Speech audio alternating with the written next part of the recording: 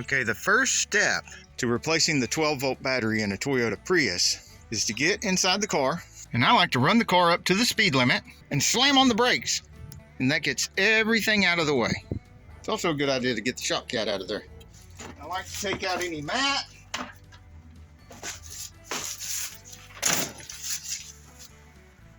This Dumafloggy thingamajigger. All the stuff that's stored in here, just grab the whole thing.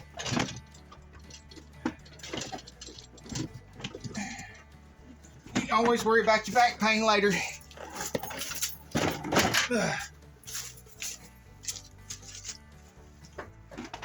And this hickey madooger here, and that gives access to the battery tray down there. Just so you know, the spare tire stuff and everything is down here. I just like to keep that covered up with a piece of cardboard. Otherwise, all that stuff could end up with boot prints all over it from me. This piece comes loose here. It's got these two little tabs there and there that go here and here. There are 10 monkey meters here and here.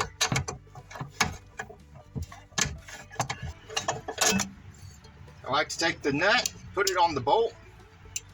Keeps it from getting lost. Just drop that down out of the way. Pin it behind here. Now there is a hose here, a vent hose that needs to go into the side of the battery, because you don't need to be breathing in here the stuff from the battery.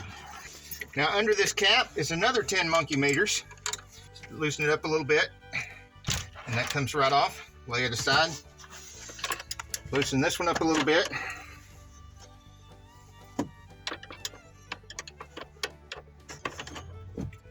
Comes off.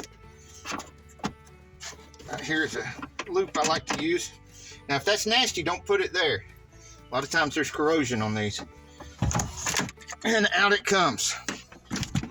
Now when I first replaced this, I didn't have time to film it. So this is actually the battery that I replaced last time. It lasted about 5 years. When I was checking on these versus the factory Toyota battery, the factory Toyota battery is only about 20 bucks at the time of this filming of what it cost for that other battery. And the Toyota battery has an 84-month warranty, much longer warranty. So I just paid the extra 20 bucks and went back with the original Toyota battery instead of getting one of these or anything at Napa or Duracell or any of those others, because those others, like I said, at the time I'm filming this, they're only like 20 bucks less than the factory Toyota battery. You really should wear gloves while doing this. You really shouldn't do anything I do in my videos or anything I talk about in my videos. Take this brace here, and I'm going to leave that bolt in there where it was. Set that on the stud. Get the nut started a little. Get the bolt.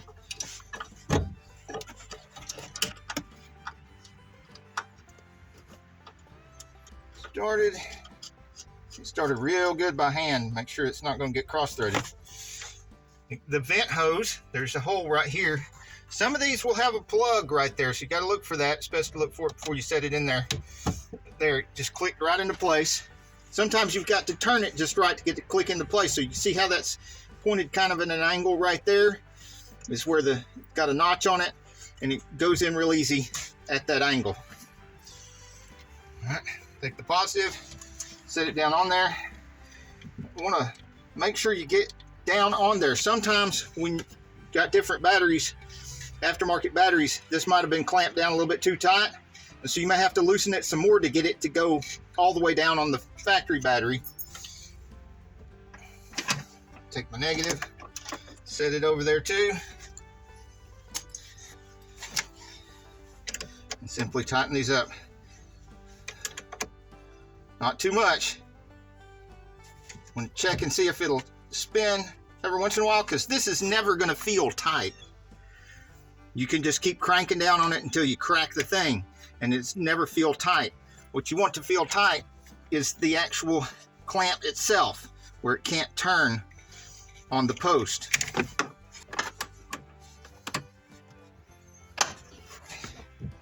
See, that one still wiggles a little bit. It won't turn very far, but it still wiggles a little bit. So I'm going to give it like an 1/8 of a turn, if I can get it on there. And then try it again. It still wiggles a little bit. Another 1/8 of a turn. Now it's solid. And like I said, that nut doesn't feel tight. The clamp does feel tight. Then you guys got to put back together all the hickey madoogers and doomaflogy interior pieces.